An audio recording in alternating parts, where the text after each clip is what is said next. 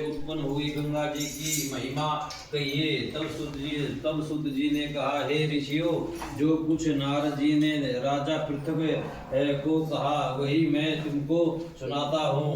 इंद्र आदि के सब देवताओं को उत्पन्न करने वाली काश्यप जी की दो पत्नियां थी।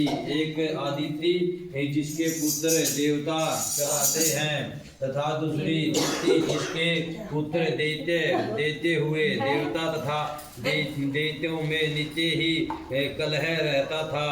उस समय विचोरन का पुत्र अर्थात प्रहलाद का पुत्र राजा बलि दैत्यों का राजा था। उसकी सेना अत्यंत विशाल थी। उसने समस्त पृथ्वी को जीतकर स्वर्ग का राजा प्राप्त करने के लिए देवताओं पर चढ़ाई कर दी।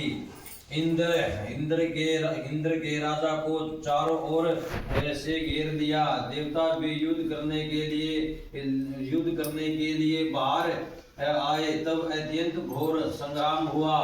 एक दूसरे पर प्रहार करते हुए कई वर्ष बीत गए। इसके पश्चात दैत्यों का बल बढ़ते हुए देखकर देवता मैदान छोड़कर भागने लगे। तत्पश्चात दैत्य ने सारे स्वर्ग पर अपना अधिकार जमा लिया। बलि स्वयं इंद्र के आसन पर बैठने लगा। साथ ही देवताओं के समस्त कार्य अपने राक्षसों के अधीन कर दिए। यज्ञ की बलि भी आप ही देने लगे। तब आदिति अपने पुत्रों को दुखी देखकर बहुत चिंतित हुई। फिर वह अपना स्थान छोड़कर देवताओं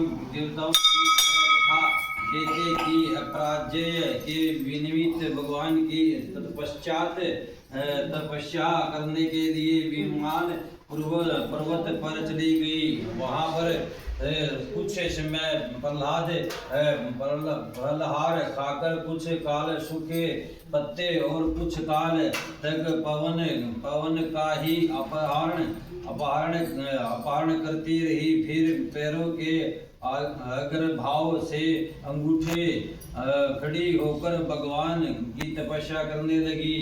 इस प्रकार 1000 वर्ष तक उग्र तपस्या की मायावी राक्षसीय आदिति की घोर तपस्या से चिंतित होकर राक्षसीय माया से देवताओं का रूप धारण कर आदिति के पास जाकर कहने लगे कि हे माता, तुम हमारे लिए इतना घोर तप क्यों कर रही हो?